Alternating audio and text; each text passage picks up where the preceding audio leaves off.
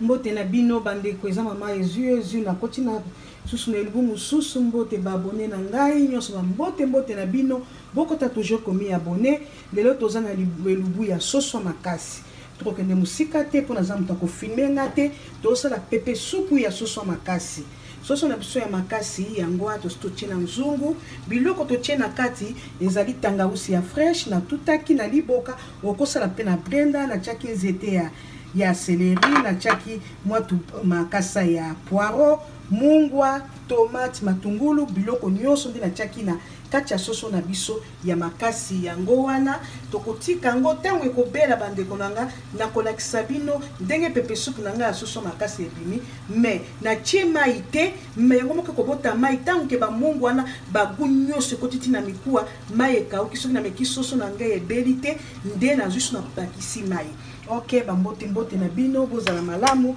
mbote bino na bimbola ba nyonso eza na bino mama Ezu na kata pepe soupe ya soso to finiki mo finiko na biso to tika ngo pesa nga 30 minutes to kozonga